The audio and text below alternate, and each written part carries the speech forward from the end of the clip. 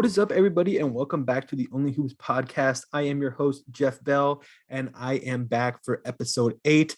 Very excited for this interview today. Like I said, this episode is going to be an interview with two good friends of mine, and my two friends, Greg Allen and Andrew Sahawneh, are going to be joining me for an interview today, and I am very excited to have them on. Like I said, two good friends of mine. I've been wanting to have them on the podcast for a really long time. Finally got around to having them on. Very excited to finally have the opportunity to do so. So the first guest in our podcast today is Greg Allen. Greg is one of my lifelong best friends, and he also graduated with me from Spackenkill High School in Poughkeepsie, New York. After graduating in 2014, Greg went on to Springfield College, and he actually competed on their men's golf team. But there he also studied communications and athletic coaching. Additionally to playing college golf, Greg worked for the Springfield College men's basketball program, which actually advanced all the way to the Division III Final Four in 2018. After graduating from Springfield University, Greg moved back home to Poughkeepsie and became an assistant at SUNY New Paltz for their men's basketball program, and he was there for 2 seasons. Due to the COVID-19 pandemic, Greg transitioned into the business world, and he is now working for the Hartford and is pursuing his master's degree in leadership and coaching from Western New England University. And me and Greg go way back. Like I said, one of my childhood best friends, known him since I was in kindergarten, was about 4 years old. We actually started our coaching careers together at 15. So we're going to talk a lot about our coaching experiences and things along those lines in this episode. So very excited to have Greg on the podcast. And he will be joined by another good friend of mine and my high school basketball teammate, Andrew Sahawneh. Andrew also graduated from Spackenkill High School, but he graduated in 2015. So he was a year behind me and Greg. After Andrew graduated from Spackenkill, he went on to Marist College, which is also in Poughkeepsie, New York. At Marist, Andrew studied business administration and was a practice player for their women's program for 4 years.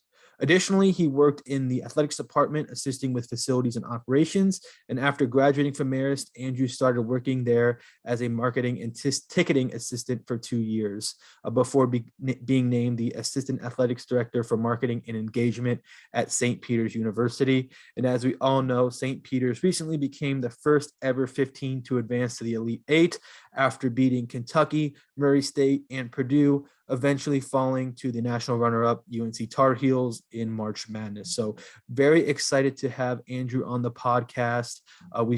All three of us have had very similar and shared basketball experiences. So really excited to have them on, talk about that, talk a little bit about the NBA playoffs. The Game 7s are happening today, actually being filmed during the Suns and Mavericks Game 7. So we'll definitely probably be talking about that. If you see me looking off the camera, probably going to be looking at the TV screen, following along with that game. But very excited to be back on the YouTube channel with a video format. Today's interview is all going to be on video. So if you do want to watch the video, stay here on the YouTube channel. If you want to just listen to the audio, recommend going over to Spotify or Apple Podcasts. Make sure you follow us, leave a rating or a review for the podcast. That would be amazing. And then also feel free to subscribe and like this YouTube video if you're watching on YouTube. So all those links can be found in the description of this video. And without further ado, we're just going to get right into my interview with Greg Allen and Andrew Sahawneh. All right, Andrew and Greg, thank you for joining me and welcome to the Only Hoops podcast. How you guys doing? Good, man. How are you? I'm doing well. Greg? Happy to be here. Happy to be on the pod. This is my first podcasting experience, actually. Well, I'm excited to have you. Wanted to have you guys on for a while, so glad we can make this work out. First thing I'm going to ask you guys is first thing I ask anyone else. I've had 2 interviews previously. First thing, just kind of explain your background in basketball. Where'd you begin playing, and who were some of your influences growing up? Maybe personal or professional players. And you can start. I think I started like every other kid, and just CYO basketball at the local church. It's probably like first or second grade. At St. Martin de Porres in Poughkeepsie, New York. That's where everyone that's a good basketball player starts. Shout out St. Martin CYO. I mean, started there and probably like first or second grade all the way up until ninth grade, but that's where I started. And then growing up, just obviously we loved the NBA. We loved honestly, it's weird, but Vince Carter has always been my favorite player growing up, and it's probably because of the movie Like Mike. That you remember that they were beefing with Calvin Cambridge. Absolute classic. Absolute classic. That is one of the best basketball movies ever. And I remember growing up, I was like, Vince Carter's nasty. I like Vince Carter, but wasn't really a That's funny. fan growing up in New York. But Vince Carter was my guy. I've always wanted to jump, but you guys know me very well. I can't. So yeah, St. Martin, CYO, legends.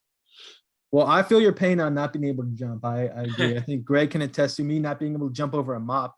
Yeah, seventh grade modified. No, eighth grade modified. We're doing sprints, and Jeff's got a mop to jump over because the floor was so dusty. This jumps right into the pole and dust flies everywhere.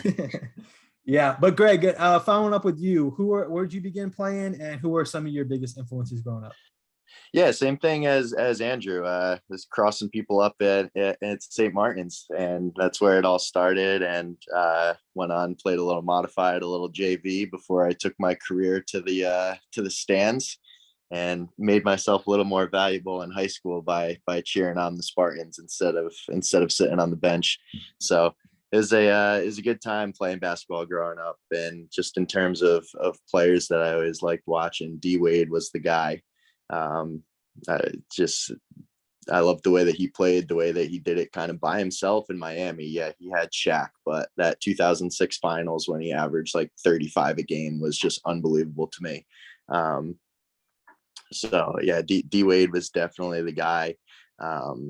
But even just like family and friends as influences as well. Like your dad was always a big basketball role model for me as well, and a coach. So he definitely played a big part, and the two of you also, just from playing pick up in the driveway or whatever it was, always kind of fostered my love for the game. Yeah, I agree. And I was actually thinking about this the other day, kind of, when I asked you guys to be on and was kind of thinking about our backgrounds, but St. Martin CYO, like looking back on it, was actually a really, positive experience. I think first of all, like it was just extremely well organized and well set up. I mean, I know I was kind of always coached by my parents along the route. So my dad was a longtime coach, my mom, same thing, coaching players. So I always had positive experiences in that aspect of, learning the game, playing the game in a fun environment. Talk about Andrew, if you want to just talk about like your experience in St. Martin, like who are some of your coaches, if you remember, and then like how did that whole process of learning the game, playing the game, just talk a little bit about that. Yeah, so I mean, it was always like someone's parent or something, and it was such a tight knit community. I think that was the coolest thing. I'm not sure who my first coach ever was. I think his name was Mr. Ropes. And then Mr. Fields, the person who made St. Martin's honestly what St. Martin's is. I mean, what a great program because of that man. He was my coach. He's still doing it. Still doing it. He crushes it. Crazy. Yeah. 20 something plus years. Yeah. I mean, and like the Yukon trips, remember those, all that stuff. Yeah. I mean, and then I remember my first time really caring about the game was like 5th grade with like Diamond. Diamond was my coach, and then a couple of his friends. And after that, 6th grade, I forget who was my coach in 6th grade. And then 7th grade, 8th grade, 9th grade, I think it was all Marty McQuaid. Yeah, the McQuaid squad. We were on that red team together with Kyle Flanagan. Yes, yeah. That was the Brian Gannon squad, right? Yeah, Brian Gannon. Was running the Brian Gannon. Oh, 6th grade, Mr. Strom. Mr. Strom was my coach. Yeah, Me, Strom. Randy, Tony Perez. Perez. Alex was on it, although he was like 5 years younger than all of us, and he was like starting on the A team. I forget who else was on that team, but I that was a really fun year. Nick Polito, Dean, like it was just like the smack and kill gang of people. Mr. Strom, yeah. I mean, honestly, it was great. And then, of course, I don't know if I was on one of your parents' team one year. No, they never drafted you.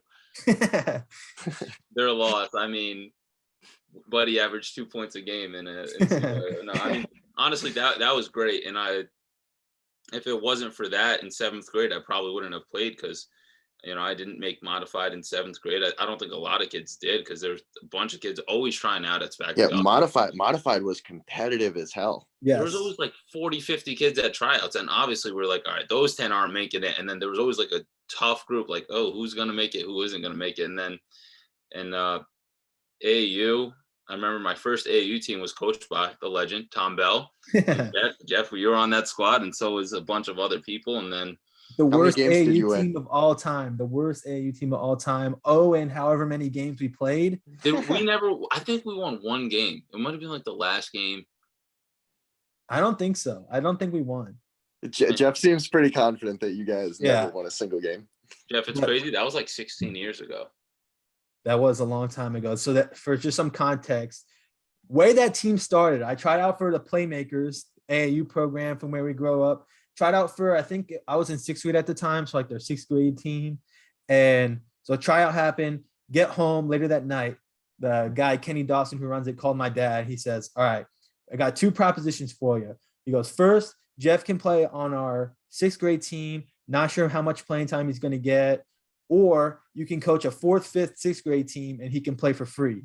And my dad was like, all right, guess. And he said, you have to be the coach to my dad. My dad's like, all right, guess I'm coaching the team. And then we had 4th, 5th, and 6th grades. I remember some tournaments we played in like 4th grade division. Other ones we played in like 6th grade division. But yeah, it was an interesting. AAU is a wild world. Very wild world. And especially AAU is a crazy, crazy place. And especially now, it's even crazier, but that was back in the day before it even really took off, and it was an interesting thing. But then, Greg, I want to shift to you because we kind of had a similar experience in St. Martin. I know we played on some teams together, and then we actually started coaching together. So just talk about, some of the coaches that you had and like your process of becoming interested in the game through St. Martin's, and then shifting into coaching because that's where our coaching careers began. Yeah, I was actually going to go back to what Andrew said when he mentioned that Diamond and some of his buddies were coaching him. And Andrew, correct me if I'm wrong, but that was probably one of your favorite years, right? That was probably my second favorite year because they were so young. Like they were just joking around with us, and practices were so fun. Like they were Friday nights, and then you guys ended up doing this, and I saw how much the kids liked you guys. But like Diamond and his friends were probably my favorite coaches, especially because they knew my brother too. So it was fun. Yeah, exactly. That was when I first started caring about the game. I think they were in college at the time, probably. Yeah, I think they were a little older than when you and I were. Yeah, we're doing it, but yeah. So we played through 9th grade, and then that's when you had to stop playing. Was after 9th, and then right in 10th grade we took our first 5th and 6th grade team, and it was just a blast. And like you said, that's both how we kind of got our start in coaching. And I had never considered coaching as a career or even really a sort of side gig until that opportunity presented itself. So it was a lot of fun. And, we had some good teams. The first year we had a devastating loss. I remember, Jeff, your brother, Jackson, we're down 2 with like 6 seconds left, and they're on the foul line. They miss it. We rebound, and Jackson puts up like a half-court shot that looked really good, and then it like hit the ceiling or something, and we lost. And then our second year, we had a pretty bad loss in the playoffs also. And then our third year, which was our senior year of high school, we ended up getting it done and won the championship. But yeah, definitely that was my introduction to coaching, and kind of set the stage for what I did in college, and ultimately for a couple of years after college.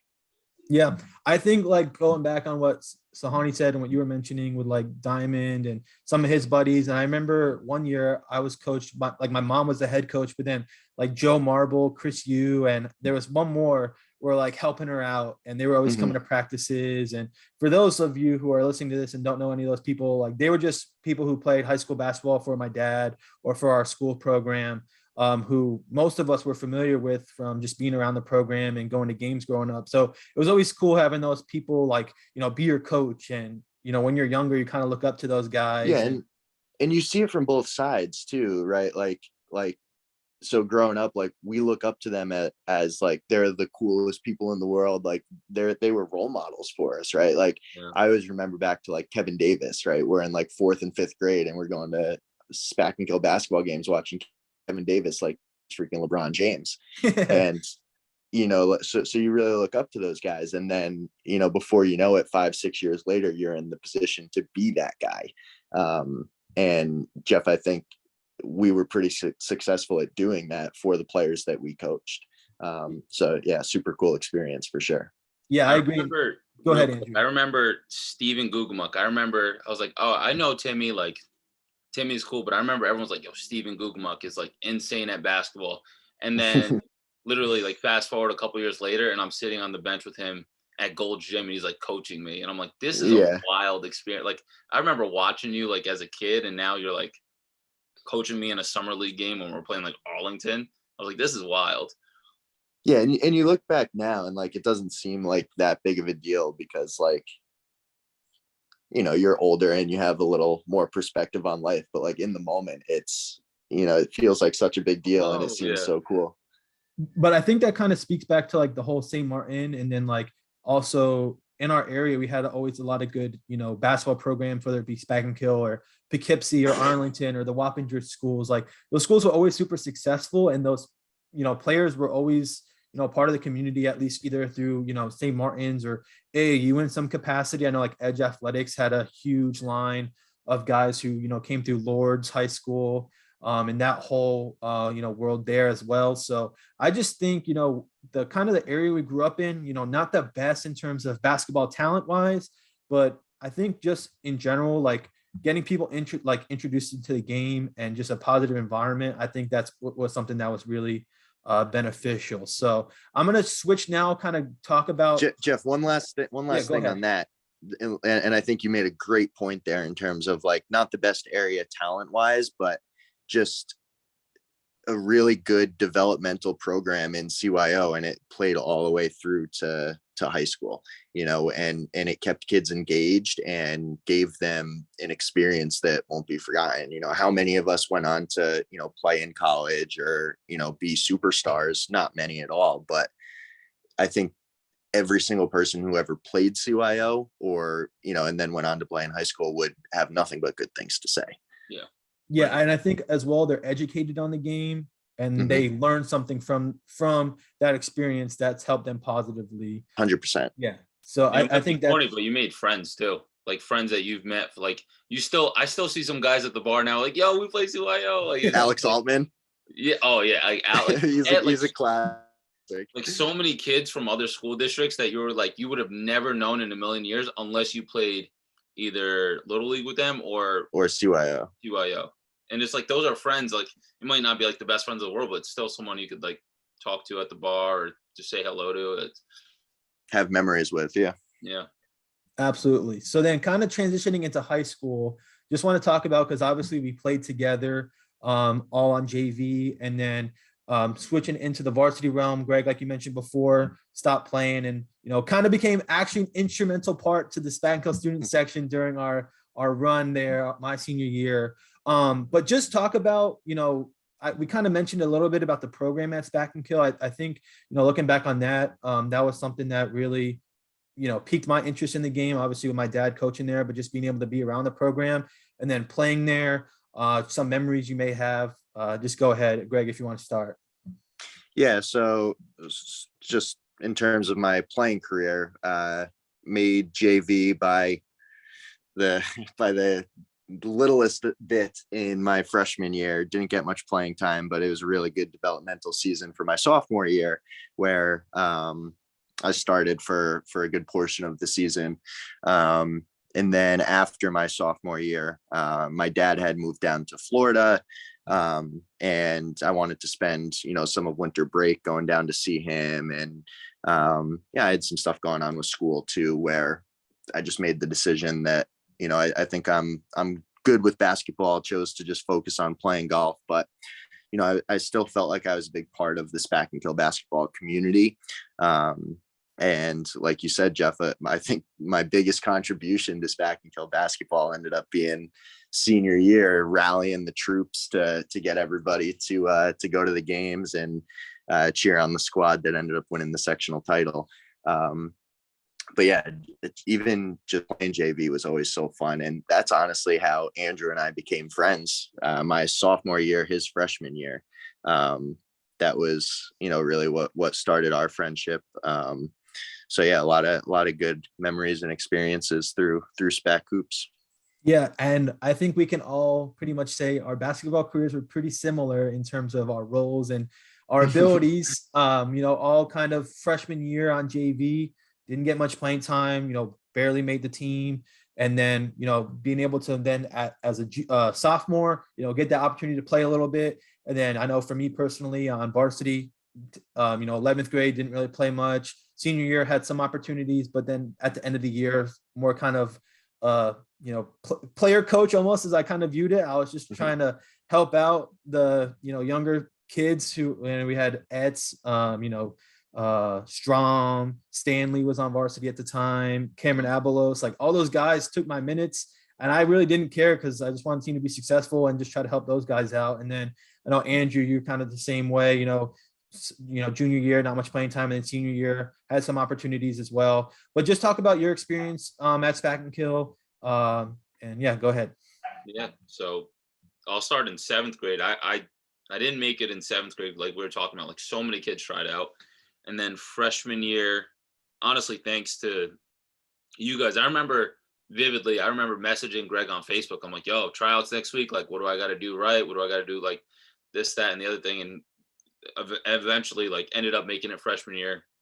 Not a ton of minutes. Yeah, but by then, Jeff and I had the Coach Bell formula down. We knew what we wanted. Yeah, you guys knew it. And I remember Greg was like, do this. I think he was like, take a charge or something. Yeah. And I might have even done that. Like, yeah, play hard and don't mess up the drill. Yeah.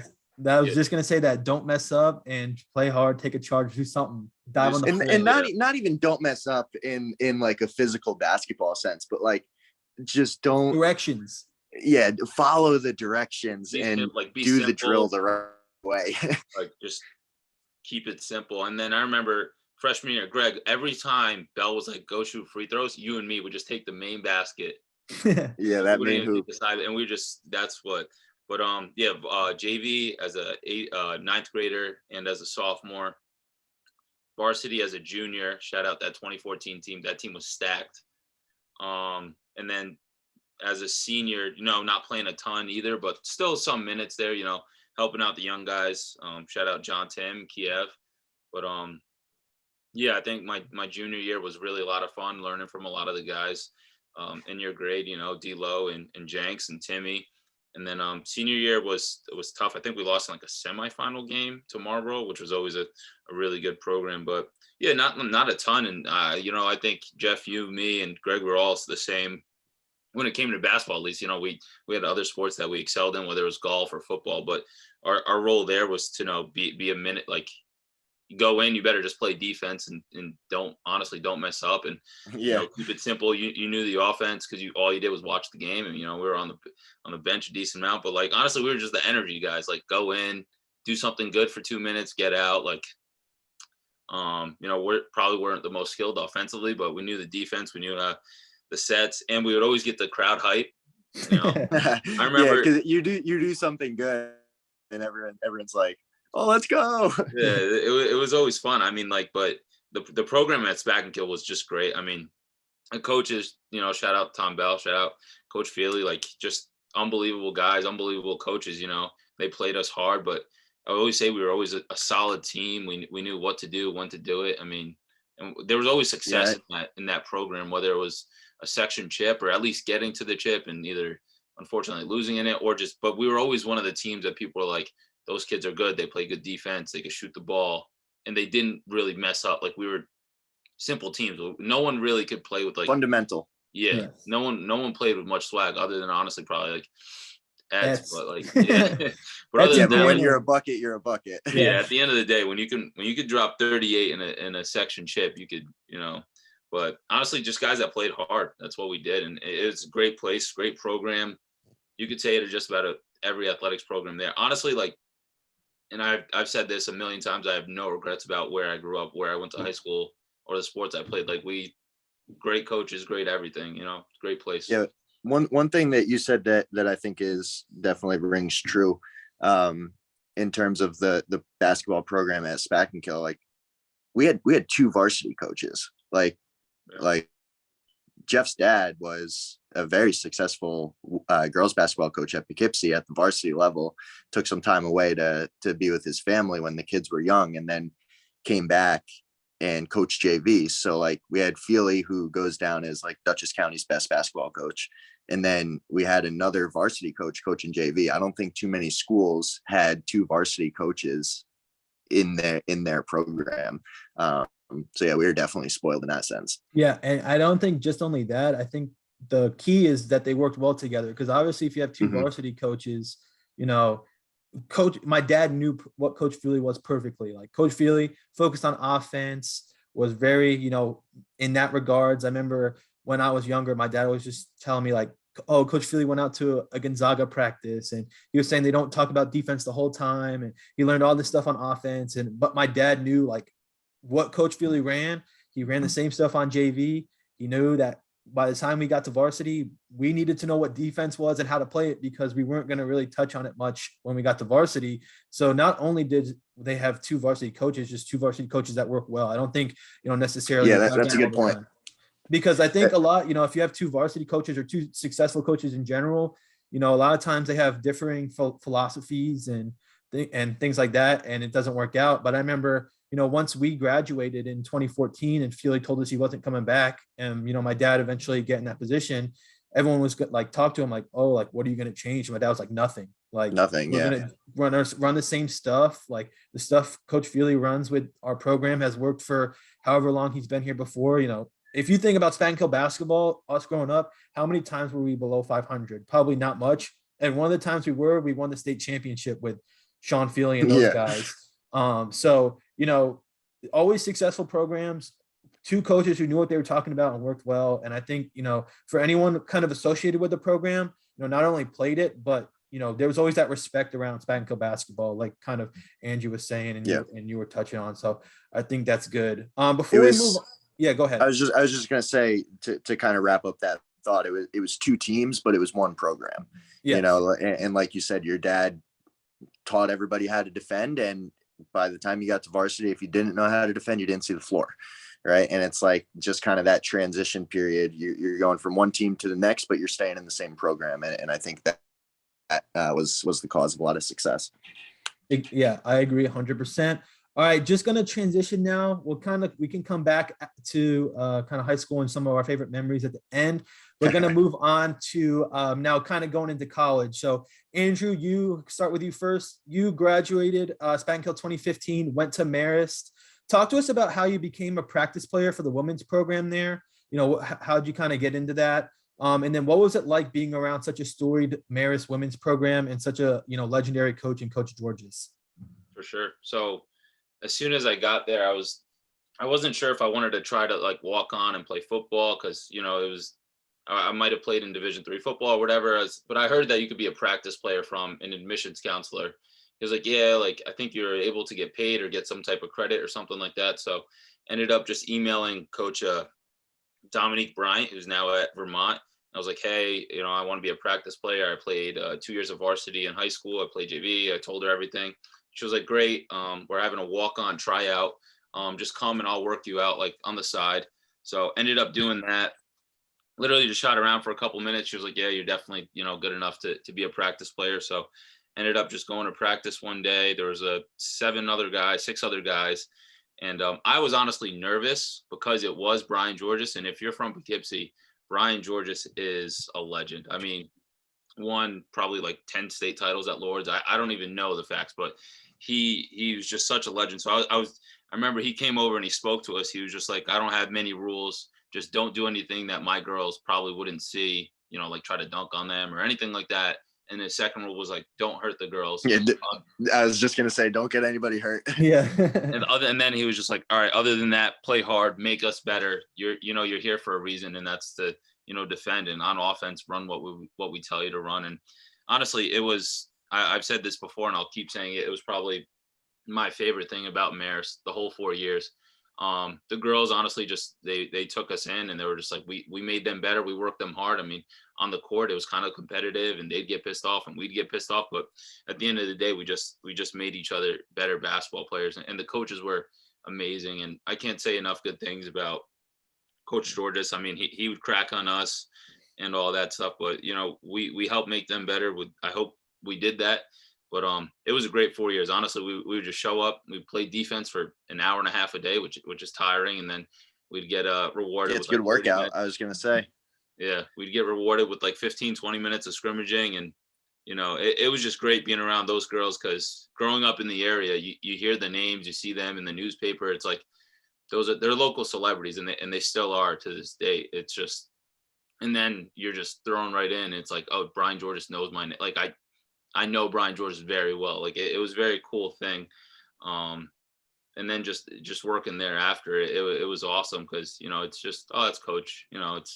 But playing there with them for 4 years, they said I was the first one ever to do it, so that was pretty cool. But it was awesome. I was just there all the time in the summer. We'd just go play pickup with the girls, it's just the most fun. And I can't say enough good things about that program, about all the girls that I've played with over the years, and about the other practice players. I mean, just a bunch of hoopers, some from Albany, some from Connecticut, Long Island, like just a bunch of guys that played basketball and they loved the game. And it was one big family, so it was awesome. Loved it. But the best thing about a lot of the players ended up being some of your like good friends in college too. Oh yeah. I'm still friends, still talk to a bunch of them to this day. And honestly, the coolest story probably about this is his name's Terrence Eccles, legend. He was a manager on the men's team. And I remember it was my senior year, and I think we needed like one or two more practice players. So we took Terrence and we took Eddie Whitman actually too, who was also a manager. And then the next year, Terrence walks onto the men's team. So like that's the coolest thing. Like you're just you're just showcasing your talent, but you're also helping make the girls better. It was awesome. I loved it. I think it's a great thing because girls obviously don't see guys that are 6'2", probably 225 at the time is what I was. And, just playing hard, beating up on them and they're beating up on you. You're just trying to make them better, Yeah, and for some context regarding Brian Georges and Marist, like not only just a locally successful program, but on a national stage, countless NCAA tournament appearances. Like it's when we were growing up, pretty much every year it was Marist in the NCAA tournament. Many NCAA tournament wins, a Sweet 16 appearance for such a small school. So not like you said, like local celebrities, but local celebrities who can back it up and have serious accolades to their names. And I remember growing up, me and my dad went to pretty much all the games because Coach Georges was pretty much my dad's first mentor when he first started coaching girls. And Coach Georges was at Lord's previously. And, we saw University of Oklahoma play at Marist. We saw Kentucky play at Marist. Like you don't see that much from such a small program. So yeah, that must've been super special. All right, Greg, switching over to you. So you graduated Spanish with me 2014. Went to Springfield College, actually played on the college golf team there. Can you talk to us a little bit of like what it was like playing college athletics and then how you transitioned from playing college athletics to then working with their basketball program at Springfield? Yeah, so even Andrew went to a bigger D1 school. I was at a smaller private D3 school. But yeah, I had the opportunity to play college golf there, which was unbelievable. Just the courses that you get to play, the players that you get to play with, the people that you meet was really cool. Yeah, and I was lucky enough to do it for all 4 years. And, I met a lot of people within the Springfield athletic department, which ultimately ended up helping me get a job with the men's basketball team, where I was a manager, director of ops kind of position.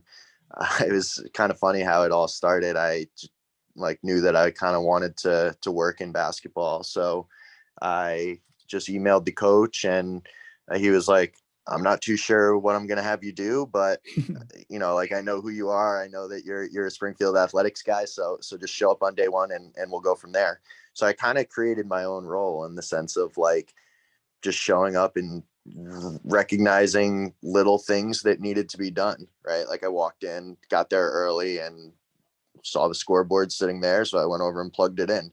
And those things didn't go unnoticed. And ultimately my role grew and got bigger. And, before I know it, I'm at the scorers table at the Final Four, which was an incredible experience.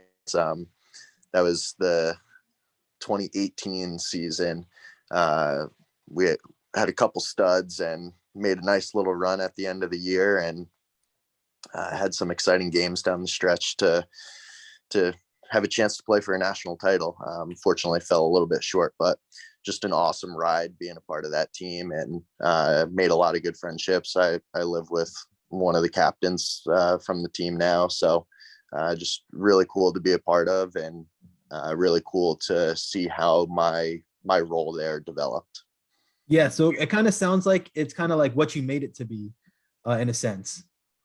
Yeah, it was almost like the coach kind of just rolled the dice on me. It was like, hey, this is a guy that wants to help. Let's see, how much he wants to be involved in what he actually wants to do. And I think it just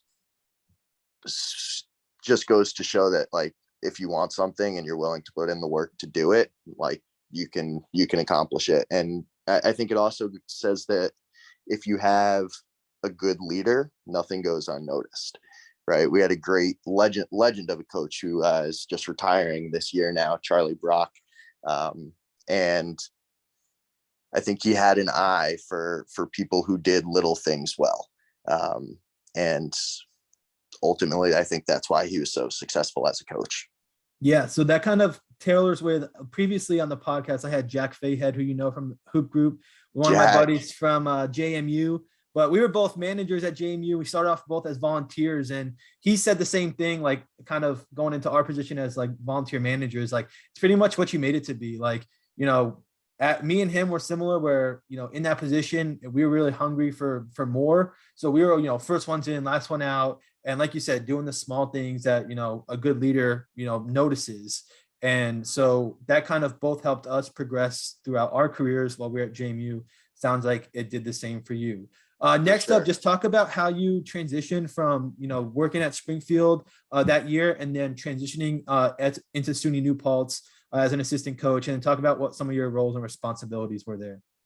Yeah, definitely. So I was really thankful that we ended up going to the Final Four. I think that was a big reason that, I became a legitimate candidate for an assistant coaching position. And, obviously the more people, it helps. So the fact that your dad was there was obviously a big boost for me. But yeah, Coach Kenny was great to work for. I was at New Paltz for 2 years. And I think the best part was I was going from a team that had just gone to the Final Four to a team that was just starting a rebuilding process. So I kind of got to see two different sides of Division III basketball. But I think being a part of bringing New Paltz up was something that was really special. And the job that both Coach Kenny and your dad did, and your dad's obviously not there anymore, but Coach Kenny is continuing to do.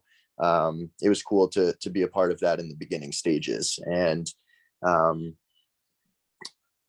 we had a really good group of guys the 2 years that I was there, and guys who were just trying to figure out the best way to win and the best way to play, with a young coach and two assistant coaches who don't have a ton of college experience. It was a learning curve for everybody. That's what I want to go with, is it was a learning curve for everybody. And I think everybody turned out better for it. Yeah. And I know kind of, like you say, my dad was there and it was a complete rebuild. I know prior to you going there and when my dad started, New Paltz hadn't had a winning season since the early 1990s.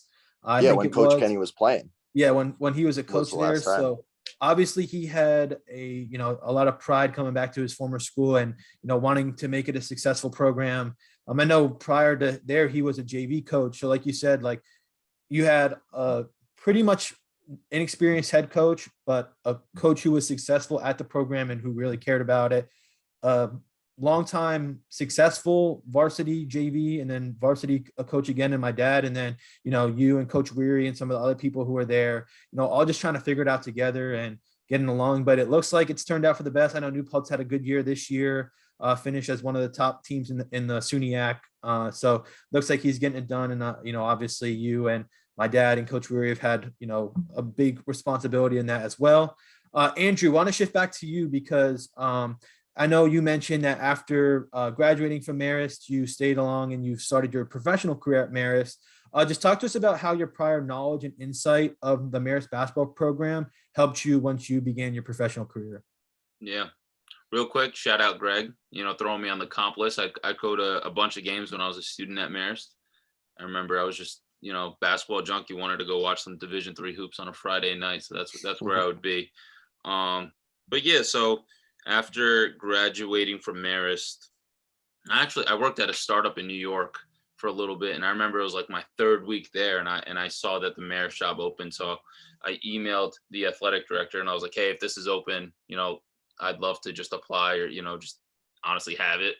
And then they were closing in on a candidate, and then thankfully that candidate fell through because another week or two later, they reached out to me. I interviewed, and then real quick, I was brought on board. So just honestly, kind of like what Greg said about being around a Springfield athletics guy. I was a Marist athletics guy. Like I was a practice player for 4 years. So Coach Georges knew me, Coach Aaron knew me, Maggie, like everyone knew who I was. And then when I wasn't a practice player, I was working for the assistant AD, Zach Harkenrider, also a playmaker guy. So I was working with him, being a student worker. I did that for like 2-3 years. So just everyone kind of knew that my face at least, or knew my name. So it was kind of an easy transition. I got in right away, but I didn't know a lot of the behind the scenes, the administrative stuff that made Marist made games run, made everything happen. So there's so much that goes into a D1 event. It's really crazy, and I had no idea that so many things happened or where the control room was. I was there to help keep the gym clean, and then I was there to help work out the girls basketball team. But other than that, I didn't know anything about marketing, ticketing, advertise, anything like that. So I started in August 2019, and they just kind of knew who I was, and I think there was a learning curve because I really didn't know the behind the scenes. I was a fan. I was a spectator first before I was an administrator. So ended up learning a lot really fast. And then as soon as basketball season hit, I was kind of like, getting into the groove of things. And Greg, you're 100% right. There's a ton that goes into working a basketball game as an administrator. I mean, as a coach, you're getting the team ready. You're making sure everything's good operationally. And then as an administrator, you're doing that and then some. But yeah, it was great. Just they knew who I was. So I came in, worked hard, did it for 2 years, did it through the pandemic, doing a bunch of jobs that weren't very, it wasn't sports, but you're doing what you can to help out. Yeah, you were like doing the COVID testing and everything, right? Yeah, doing COVID testing, helping the school, because when sports aren't happening, you kind of got to show your worth. So doing stuff for the school, helping out with COVID testing, helping out and just about anywhere on campus that they needed us. But the first year was a lot of sports until the tournament, or until COVID shut down the tournament. And then after that, it was all COVID until August. And then, it was great, had a very successful time there as 2 years. When my 2 years was up, I was starting to look for other jobs, and, I got a couple job offers, and then I was speaking with the athletic director, and they promoted me to be the assistant director of external affairs, kind of helping out more, doing other administrative stuff. So it was great. And then until recently in October of 2021, got a job offer to join St. Peter's University, also a MAC school, down in Jersey City. And I've been here ever since. So it's been great, but yeah. Yeah, shout out. And we'll definitely get to the St. Peter's stuff a little bit later. But yeah, no, like you were saying, and what kind of like Greg said, all the stuff that goes on behind a athletic event in college athletics is pretty crazy. I know, when I was working as a manager, being on the court, just kind of warming up the guys, you just kind of notice the facilities people making sure, everything was ready to go, the marketing people getting whatever promotion was that day, or, whatever they had going on set up. And then you had the ticketing people, security people. Once I got promoted to video coordinator, the whole video side of it as well is just extremely crazy and mind blowing. So definitely understand that aspect of it. Tons of stuff that goes on. Want to shift now to after college. So Greg, we'll start with you because I want to save St. Peter's for a little bit later. But so now you, during COVID-19, you transitioned into the business world, and now you're getting your master's degree. Just talk to us about now, kind of being more on the business side of things, how, basketball or your experiences, what you may have learned relates in your new line of work, and then what's next for you after you get your master's degree. Yeah, definitely. So it was kind of crazy. I never expected to leave New Paltz. I was definitely planning on staying there. We were in the talks of, making my position, a little higher paying of a role. And there were going to be some other opportunities for me within the athletics communications department as well. So it was really my plan to stay at New Paltz. And then, COVID hits and college athletics, big question mark, like, if students aren't on campus, you can't have college athletics employees. So, I kind of saw the writing on the wall and, knew that I had to kind of apply for anything and everything. And, my education in college was communications and English. So I had a pretty broad experience, and I felt like I was a good communicator and, a smart enough person to be able to kind of figure things out. So I knew I had a couple friends looking to move to the Hartford area. So I kind of started looking for jobs there, ended up landing a job at the Hartford, the insurance company, in sales. And I never would have thought that my experience as a coach or my experience in basketball would be as relevant in my job as it is, just in the sense of after I was there for about a year or so, I kind of went into a little more of a leadership role where I'm starting to train some new hires and do some coaching with people. And, it's obviously a different format, but it's all the same principles, in terms of how you communicate with people and how you provide feedback and how you have to tailor your coaching style to different personalities and different behavior styles.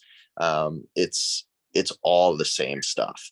And I think that's a big part of why I've been successful in this position, that I've had no previous experience or thoughts of ever entering this world. And here I am. And you mentioned my master's degree that I'm getting as well in leadership and coaching. And it's the same thing.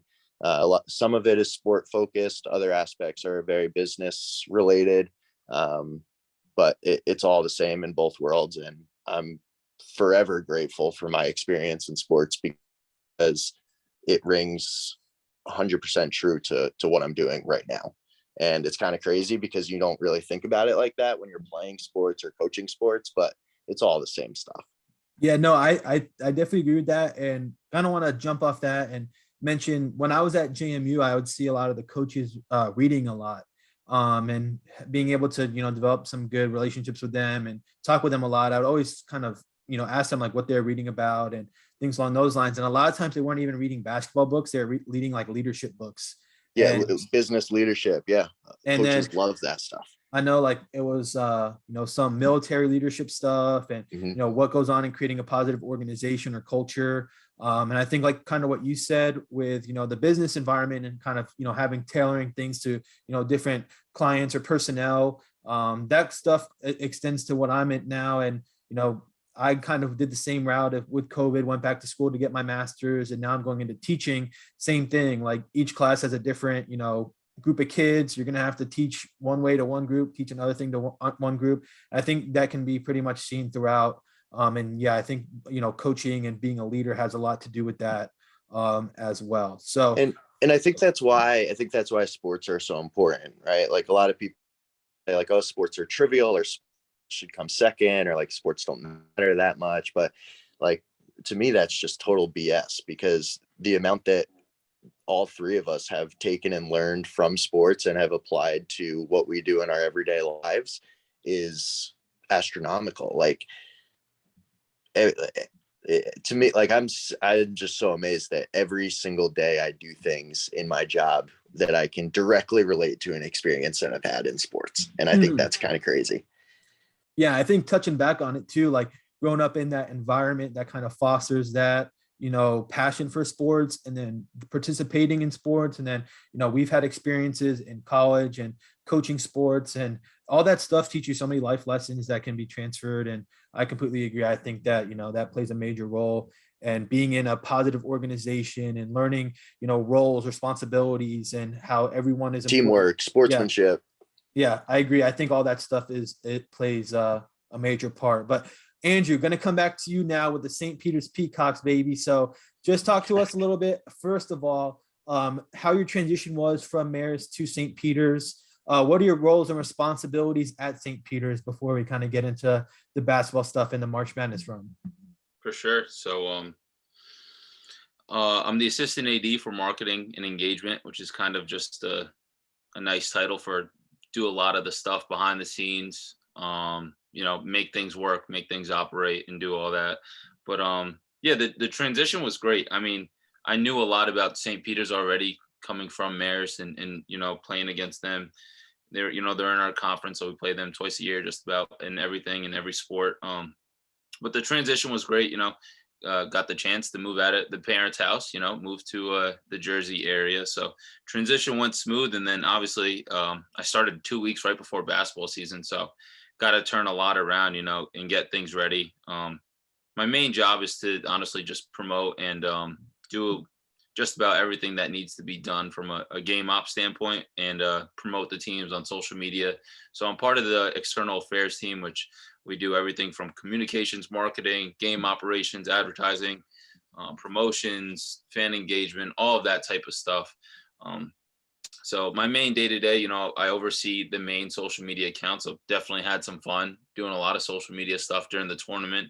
And then on the other side, it's the operational stuff. It's, the emails, the watch parties, it's the off-campus events. It's all that type of stuff, a lot of season ticket stuff. Kind of have to wear a lot of hats being at a smaller school, but it is what it is, and you just make it work. Whether you're sending out a tweet or you're getting the arena ready for a basketball game. So kind of do a ton. Transition was great. Honestly, it's been so much fun. And then obviously March hits, and the world saw kind of what happened on that level, which was amazing. I mean, after we won the conference championship, it was just like, wow, this is crazy. We won a conference chip. Let's go back. But then once you go back, you got to make sure, all right, where are we doing the watch party? We're doing it in the arena. We got to put it on the video board. So a lot of my jobs is the video boards, the lights, the game operations, game presentation is a big part of my job. And honestly, probably my favorite part about my job. But yeah, March was insane. April was insane. And it's something forever that I could talk about. I mean, it was the most fun I think I've ever had working in sports since graduating. So I can't say enough thing. It still gives me goosebumps. Yeah. So my next question, and one thing I'm most interested about, is you kind of touched on the day-to-day, wearing a lot of hats.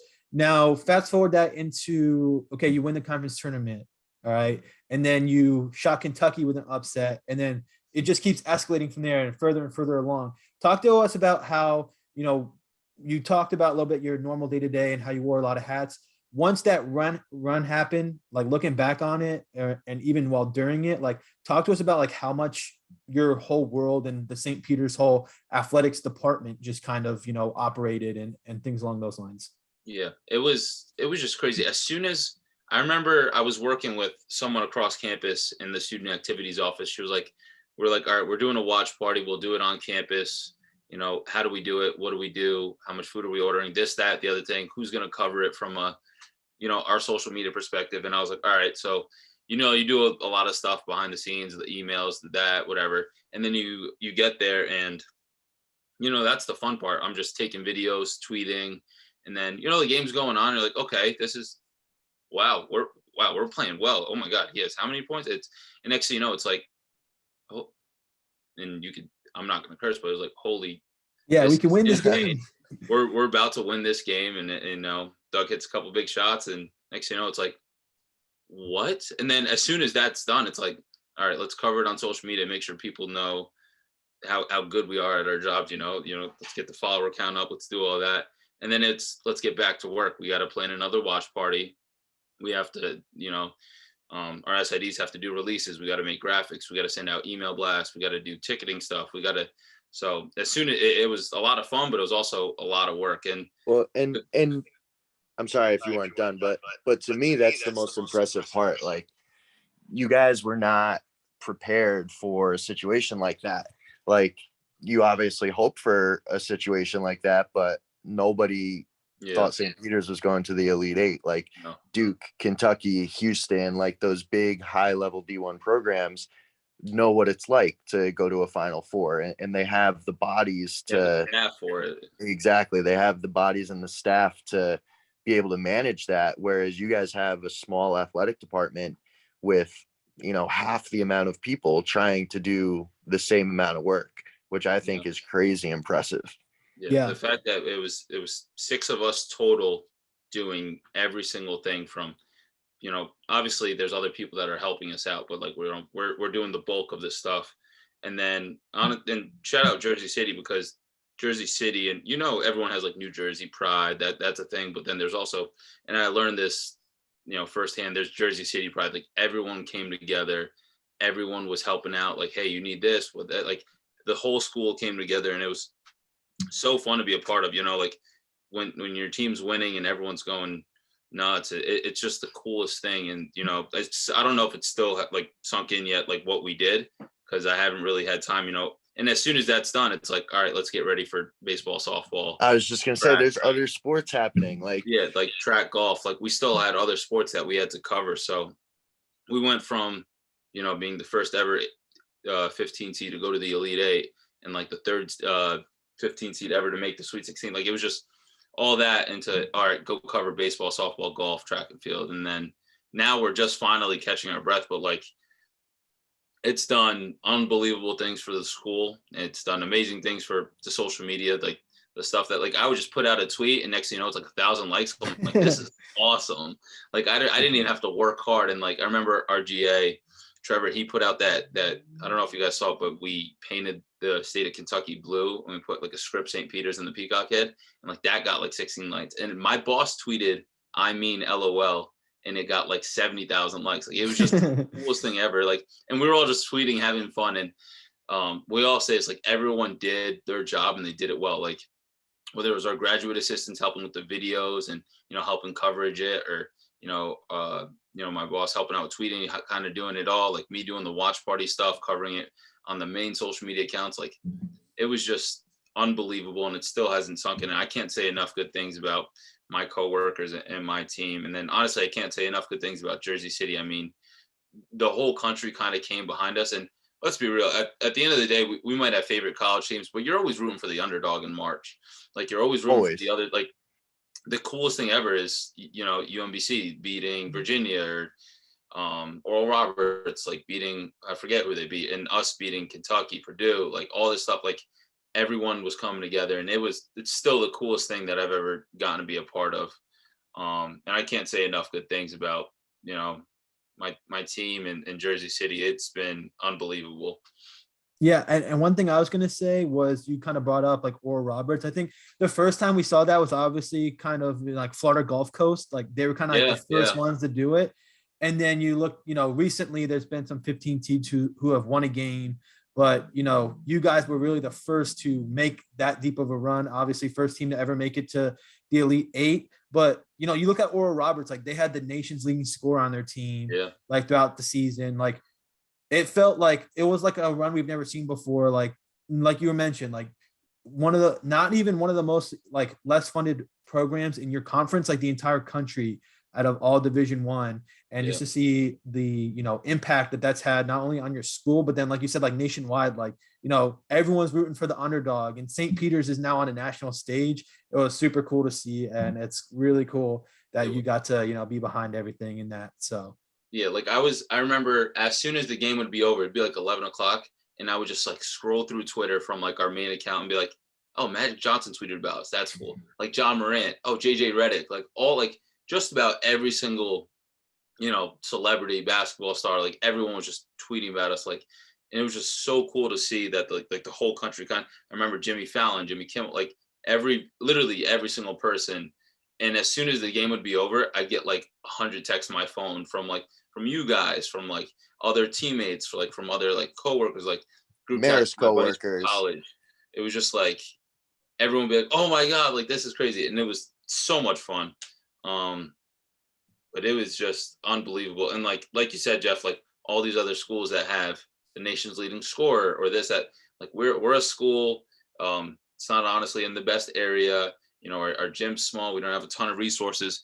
But I think that's like the coolest thing about March Madness, and honestly, the best thing about the game of basketball. And you guys know this, but like you can go play pickup and you could play against 5 studs. But if the 5 other schmucks on the other team play harder than you, they'll win that game. Like it's all about it's 5-on-5. It's not like football. It's not like all these other sports where, there's going to be a clear winner. Basketball is a very special sport. If you play hard, you will beat you got a shot. Yeah. The over talented team 9 out of 10 times. Like it was unreal. And it still is. Following that up, I like going back to, Spanco basketball, like Coach Feely, he always have a phrase like respect everyone, fear no one. Like that's the perfect, like if you like go into the same thing with St. Peter's and just a game of basketball, like you said, in general, like there's a reason why you play the games. Like you mentioned, it's not like any other sport. Like, a lot of other sports, baseball, if you have a stud pitcher, like you're pretty much going to win. Yeah. Like basketball, if your best player has an off shooting night, like, it's anyone's game. And we saw that throughout March Madness, St. Peter's, you guys were able to hang around and stay close in all the games and pull it out in the end. And I think that was, just really cool and fun to see, like I said before, but really cool. Want to shift now because this is going on right now, but the Phoenix Suns are down 30 points at the half. 57-27. Mavs are up at the half. Luka Doncic has the same amount of points as the Phoenix Suns. They have 27. Yeah, Luka had 27 in the first half. Phoenix Suns had 27 in the first half. The Mavericks are at 57-27 in Phoenix. Game 7 too. Wow. Game 7. So I know this game's going on right now. We haven't been able to watch it at all, but just kind of want to talk about the NBA playoffs a little bit and what you guys have noticed so far. So, Greg, I'll start with you because I know we've been chatting it up a little bit in a group chat. What have you seen from NBA playoffs? Who are you impressed with? Who are you backing? What you got? Well, my main thing, my first thing that I've noticed throughout these playoffs is like the NBA is so freaking good. Like the NBA is so good. The talent that exists at the NBA level is unreal. Like, yes, March Madness is fun to watch, but like those guys are not even close to the level of talent at the NBA. And for me, it's been Jason Tatum. Like watching Jason Tatum and what he can do with the basketball, like, is incredible. And to me, it's like a combination of Kobe and LeBron in terms of play style, right? Like can get to the rim and finish strong, but can also hit that like soft fadeaway. And I think watching Jason Tatum it's like a show. But apparently Luka is going off right now too. So we'll see about the Mavs. But I think the team that is flying under the radar the most right now is the Heat. Like they're not that flashy. Like they don't have that like true superstar like the Celtics do, or like the Bucks do, or like the Warriors do. But man, they just defend so well, and everybody's always in the right spot. And I think Spoelstra is probably the most underrated coach in the league. Like he's been around forever, and just year in and year out, he gets it done. So honestly, at this point, the Heat are my pick. Greg, I know you know me, and I was a big time Heat hater back in the day with the big three. And I Yeah. used to think Spoelstra was the most overrated coach ever. And, LeBron carried everything. But since LeBron's left and what he's been able to do over the last few years, he's definitely, like you said, one of the most underrated coaches in the NBA. If not, I think he's a top 5 coach, to be honest. Like Yeah, every for year, sure. the Heat are solid. But one thing I want to mention about the Heat, I was watching, I think it was like game 2 or something like that in this last series. And they had like a really interesting lineup in with like Max Strus and Oladipo and Gabe Vincent. And I don't remember who the commentator was, but they were like, this lineup on the floor right now like embodies Heat basketball. I think they're a team out of everyone that has like the most specific like culture and like style of play over the last like few years. Like you look like Tyler Hero, Duncan Robinson, Max Strus, like all knockdown shooters. And you got like Oladipo, Jimmy Butler, like those guys are the same. All their bigs, like Bam Adebayo, all those guys, they all like the same mold of players, whether it's like a starter or bench player. I thought that was a really good point. I agree. I think the Heat are going to make some noise. I think it'll be really good at the Celtics series. As good as Golden State can be, and I may regret saying that I don't think the Mavs have much of a chance, but I think whoever comes out of the East is your winner. I would agree. I do think I picked the Warriors to beat on my last episode. I picked the Warriors to beat the Grizzlies in 5, and I think I'm gonna pick them to make the NBA championship. You know me, big time Warrior hater as well, but their style of play is just insane. So, Sahawneh, have you been watching any of the NBA playoffs? What you seeing? I've been watching, honestly, a ton of the Celtics, and Greg, you just said it perfectly. Like Jason Tatum is the guy, and I remember like watching him at Duke, and I was like, okay, this kid's gonna be like really good. And now that you watch him, and he just takes over games. He's 24. Like, he's so young, but like, and I forgot who said this the other day, but they were like, we're watching the torch be like kind of given to or like handed off to Jason Tatum, Luka, like Devin Booker, like all these guys that are like studs. It's like they are the next like Embiid, Giannis. Yeah, like these guys are all so young, and we're gonna watch them for the next like 10 years, and it's the coolest thing because as much as we love Kevin Durant and LeBron and Chris Paul, all these older heads, like they even are Curry at this point. What's up? Even Curry at this point, like yeah, even Curry, like I mean, and he's still good. When were like, these guys drafted? Like 2011. Like it's been the times Yeah. have already their prime has already passed. Like, and we're watching just the torch be handed off, and it is the coolest thing watching like Jason Tatum go get like 40, and like and Luka have like 30 a game, and Luka and Devin Booker, they've been chirping each other. Like I really like that. I mean, and honestly, I'm not a Warriors hater, and I'm definitely not a Warriors lover, but I love, and I don't know if you guys know, but Draymond Green, like his stat line might be ridiculous, but what that guy does kind of reminds me of a lot is like me as a kid, like just a defender. He might talk a little trash, just a hard worker. And honestly, I think he's underrated. And although he might get tossed every other game and he might get ejected and he might get a ton of technical fouls, but like he is the perfect basketball player that you want. Like if you're playing a pickup game, like a guy that plays hard, he always does like the one extra pass. Like he's a stud. And obviously like all those guys, but I watched a lot of Brooklyn and Boston, and I'm probably going to still watch Boston. But kind of crazy, Bucks really like. Laid an egg today. I think I was texting with Greg and my dad before. What was the numbers? Like 60-12 from 3. 66-12.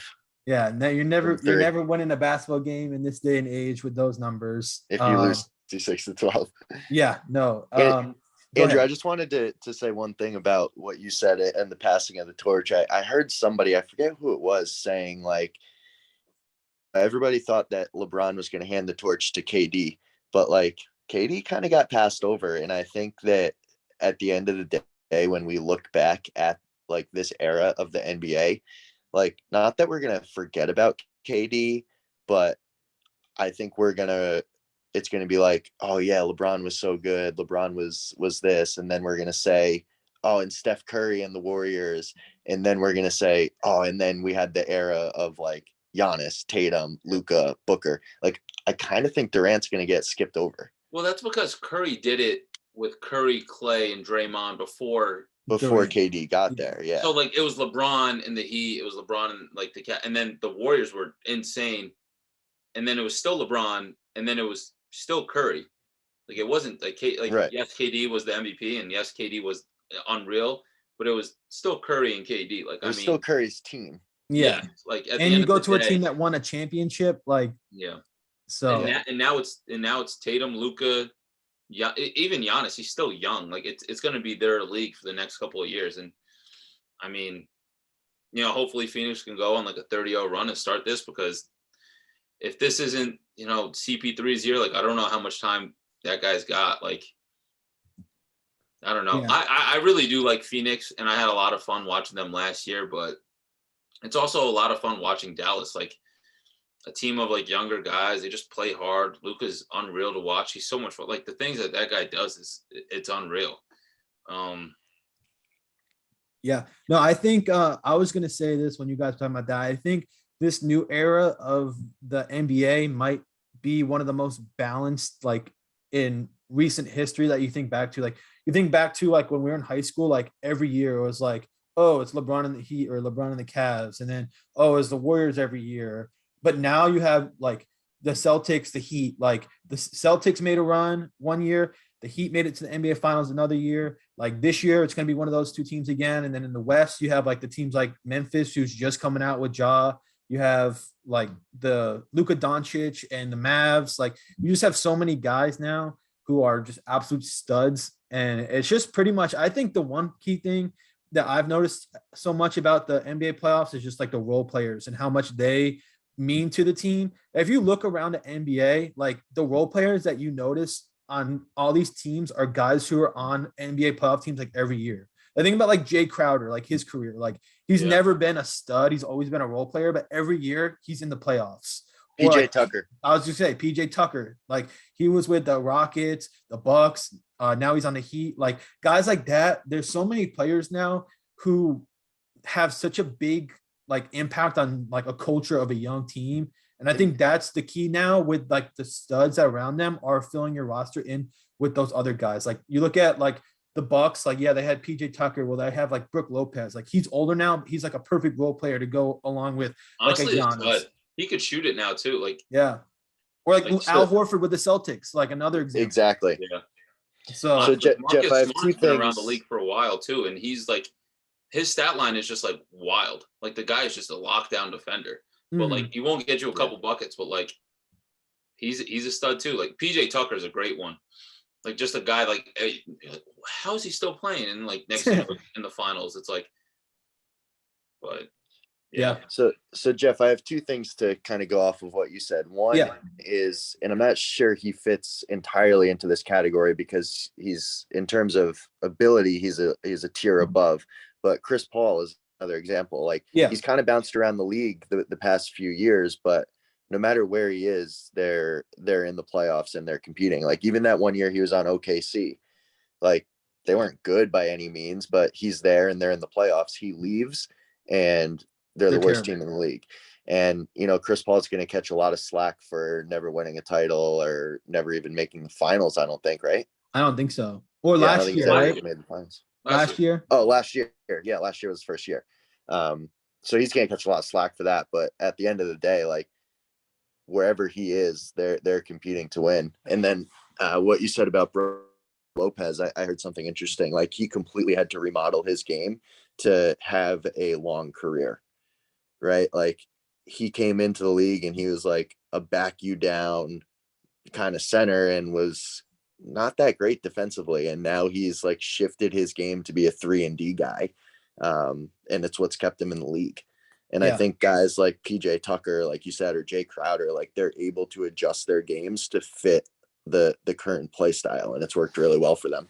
And they do what's needed for like what their star players like lack, like right, like Luka Doncic, like he's not the best defensive player in the NBA by any means. Slow as hell. Like, I remember like I was listening to something like Stephen A. Smith's always yelling about something, but he was like the other day he was like Luka Doncic just sucks defense, like blah blah blah. I'm like, that's not like, yeah, obviously you want your best player to be good defensively, but like some people just aren't that. And if you have people around you who are good at defense, like look at the Bucks roster, I mean the Mavs roster, like Jalen Brunson solid defensively. Reggie Bullock is one of like a sneaky good defender. Like they just have guys around him that just pick up that slack. And I think that's the most important thing about any of the NBA teams now. Like, yeah, obviously to be an NBA championship team, you have to have like a stud player, right? You have to have like one of those guys. But around that, those role players. And like we were talking about today, like Grayson Allen and Pat Connaughton for the Bucks, like they're not at that stage yet where they, I mean, like, yeah, they won an NBA championship last year, but like now you take out Chris Middleton, like, are they at that caliber to provide for that team? And today they showed that they weren't, but now it's their time to step up and they didn't. Like, yeah. It doesn't mean they can't, but just not yet. And like you said, well, and like you started this whole thing, it shows the importance of role players, right? And like through this series, especially towards the end of it, like it was Giannis versus the Celtics. Like he had no help offensively. So you look at the Celtics today, like Grant Williams is raining threes. Peyton Pritchard came in, was raining threes in the fourth quarter. Yeah, they had like so many guys stepping up, and the Bucks, it was just like Giannis, Drew Holiday, and Brook Lopez. And outside of that, and Drew Holiday was terrible today. Yeah, he's been a little inconsistent, but he obviously means so much to that team as well, and the stuff he does defensively. That, you know, without Middleton, you'd like to see him increase his numbers, but you know, it's tough. But I'm really excited. I just want to ask, I think, Greg, you said you're picking the Heat to win it all? Yeah, I'm taking the Heat. Sahawneh, who you got? Warriors. I like that pick. Who do you think they're going to play against? I think they're going to play against the Heat, but I want them to play the Celtics. I think that I don't know. I keep going back and forth with the Heat and Celtics. They're both really good. I do think the Celtics are going to win. I think they have just a little more consistency in scoring. I mean, and a little more star power. And the Heat obviously have guys who can step up, like Strus the other night, went crazy and had like 20 something points. And they have Oladipo, Hero, those guys. They have a lot of balance, but I just think in consistency and having like that star power, like you said, I think that they're going to win. I do think the Warriors are going to make it back as well. And I'm actually going to pick the Warriors to win the NBA championship. Sneaky pick. I've been watching them play. Not nearly as big as a Warrior hater as I was back in the day. Definitely the dynasty lives on. Definitely as time goes on, obviously opinions change, but their style of play is just fun to watch. I used to hate on it all the time, but that's back in the day when I had an NBA team and actually like really cared about, you know, who was winning. But now just kind of as a neutral, just like to see good basketball and they play the style. They're so fun to watch. It's just like, I mean, like, it's Klay Thompson and Steph Curry. Like they move the ball so well.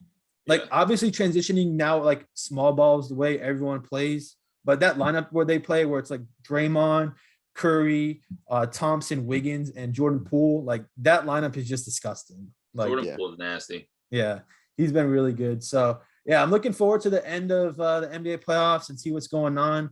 Just want to finish up now. We've talked about everything we need to talk about. Now, just kind of getting into more of like our shared basketball experiences, maybe favorite memories. I know we were texting before, you know, talking about like Millbank and some memories from back in the playing days. Greg, you want to go first? Yeah, I was going to say, I got some homework to do that I definitely have not started yet. So we'll finish up quick here. So maybe we each just share one, but I like telling the classic, and Jeff, I know your dad's going to be listening to this, so he'll appreciate this one too. But this is my sophomore year, Andrew's freshman year, like beginning of the season of JV, and we haven't played any games yet, but had a couple weeks of practice, and we're doing like some 4-on-4 drill, I think, and everybody was already having a bad practice, and I go to give Andrew a dribble handoff, and he came over to set a ball screen, so we both kind of just like stood in front of each other and like kind of awkwardly bumped into each other and turned it over. And your dad just blows the whistle, ends practice, sits us down in the middle, and is like, "Oh, you guys think you got all the answers, this and that and the other thing." And it was just an all-time classic between me and Andrew, like total mess up. Just on the wrong page, practice over. Hey, at least it didn't happen in tryouts.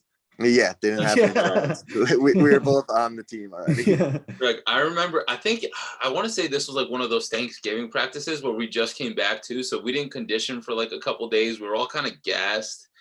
And like everyone was kind of in a fog. And then I remember we tried like defending what we were going to do. And he was like, big shot sophomore captain, want to talk back. And he was like, and you freshman, like, what are you doing? And I was just like, oh my God. Yeah, he ripped into us that day. It was awesome. But like teaching moment, like that was fun. I mean, that's definitely one of my favorite memories. It's Jeff, it's funny that one of our favorite memories is getting yelled at in yeah, right. I mean, we texted about a ton of them the other day that were my favorite. But honestly, Jeff, I might have to say that 2014, just that section chip game was so fun to watch. And I remember you and me on the bench would just like turn around, go crazy. And I remember that 2014 team, I think we had a couple injuries, a couple guys getting hurt. And I remember, like, I forgot who, it might have been Coach Bell that said it. He was just like, should we bring Greg back? He was like, and Phil was like, no, too valuable. He needs to be in the stands. Sure enough, that crowd at that 2014 game was insane. Unbelievable. I think that game is just forever one of my favorite basketball memories, just playing against O'Neal, and honestly, just getting there. But the best memories, honestly, I honestly like JV practices, just going to get like lunches at like Giacomo's. I think like the games and all that practices are fun, but it's the stuff outside of it. It's those relationships that you create with your teammates. I mean, Greg and me, best friends since we were like sophomores in high school. And honestly, if it wasn't for JV practices all those years, it probably wouldn't have been what it was. But I mean, I don't even know if I could pick one, but probably that 2014 thing. But all the Millbank games, Jeff going off at Millbank, pulling up right across half court, just going crazy, like you and shout out Nick Mascarenas, a hooper. But yeah, just playing the game with a bunch of buddies that you grew up with. It was all a good time. I mean, yeah, I agree. I definitely think that 2014 year, obviously, like the year before was like kind of our year to win it, and we lost my junior year in the finals, like a heartbreaker to Marlboro. And then the next year, like you said, we had some injuries to the beginning of the year. Like I had to start a few games early on. Like that's never a good sign. But then, we finally kind of got it together and made a little bit of a run in that sectional championship game. Played O'Neal, who we lost to earlier in the year. Yeah. So we knew it was going to be a battle, but I remember we played them earlier in the year without Strom. So like I was confident, like going into that game, absolute battle, and then pulled it out. And then obviously, I think that's the best student section maybe in Spanko history. Like just to throw that out there, like I've been to so many Spanko basketball games. That was probably like the greatest Spanko fan section. My favorite memory, I think, I know Greg will like this one. So, but my favorite memory was our game at home versus Walk Hill on JV. Maybe the best JV basketball game of our career. That was a great game. I don't remember the kid from Walk Hill's name, but he was an absolute Christian Pagan. Shout out. But he was an absolute bucket. And I remember, I hope he's listening. Yeah, throughout the game, we were like, I remember going into it like we're like, yeah, they have a stud, like he's like so good, and like he lit us up. Like I don't remember how 37, right? Something like that. Like I remember there was one time, like he came up, I was on him, like I had my hand up in his face, and he drained a three, and like I looked at my dad, and he was just like, "There's nothing you can do about that." Like it was just a good shot. But I remember that game. I remember at the end of the game, it was like a close game, vividly. One of my best high school memories. Came off a ball screen. Joe Mills rolls, hit him with a dime layup, like put us up like maybe like 4 or something at the end of the game. But that was one of my favorite moments. And then, I think you said the other day my buzzer beater at Socrates, where I. I wanted to talk about that. That was the best. So that was a broken play because we were coming out of a timeout. There's like 2 seconds left, and your dad draws up some play for me to throw a lob to Jenkins. And I think that when I threw it, I thought I threw a pretty good pass, but I think the guy guarding the inbound, he like undercut him. No, he like undercut, and then like Jenkins didn't. No. But the guy guarding me, inbounder, I think he tipped it a little, so Jenkins had to come in, and Jenk's legs kind of got taken out, and the ball just kind of fell to the short corner. Jeff scoops it up, throws a little teardrop, and Timmy Gugamuk always said, so he got was on the subbed out. bench. He was in foul trouble. He was on the bench, and the locker room was right next to the bench. And Jeff's at the far end of the court. And Jeff made it to the locker room before anybody on the bench did. That's how fast he sprinted to the locker room after that ball went through the net. All right, but I'm going to provide some context before we wrap up. My dad had never beaten Socrates, so he was all juiced up for that game because he knew, like, they had a couple of kids like in our grade who were on varsity, but they still had Darnell Edge, who went on to have a fantastic college career, made the NCAA tournament. Like, I mean, he was an absolute beast. So my dad was all jacked up for that game and hit that shot, and I was rolling. I was pumped. You were juiced. Yeah, I was juiced. But that's gonna finish it up. Really appreciate you guys coming on. I really, wanted to have you guys on for a while, so appreciate you taking the time. Definitely got to do this again sometime. Chat it up. Always a good time. Always a pleasure to be with you fellas. And hope you guys have a good rest of your week. Greg, see you in a couple weeks. Hopefully we can get out on the golf course. And, chop it up. Carrie getting married, and I was even just thinking before we started this, just when we were texting the other night for like 2 hours, just all the stuff that we've done together, and it's all basically been because of basketball. So Jeff, really cool podcast that you got going on here, and always going to keep listening to other people that you have on. Yes, sir. Appreciate it. Sahawneh, thank you for taking the time out. Always appreciate a pleasure talking to you. Hope I see you soon. Thanks for having us. Yes, sir.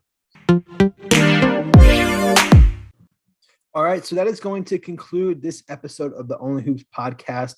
Thank you for listening or watching, whatever format you so choose. Please make sure you like, subscribe to the YouTube channel if you're watching. If you're listening, please make sure to rate or leave a review for the podcast as well. It means a lot if you so choose to do so. Greg Allen, Andrew Sahawneh, two fantastic guys, two great friends of mine. Really glad I was able to have them on and have a great discussion with them. Hopefully you guys enjoyed it as well. Just want to finish up this podcast with my last segment, Goat of the Week. Going to keep this short, simple, but my Goat of the Week is Luka Doncic. The Dallas Mavericks obliterated the Phoenix Suns in Game 7 of that series. Luka Doncic is an absolute assassin. Dude is unreal. Maybe showed why he's the best player in the NBA. But he was absolutely great. Game 6, Game 7. Love what he said after Game 5, after Phoenix was up and won it. Actually, would have been Game 5, Game 6, something like that.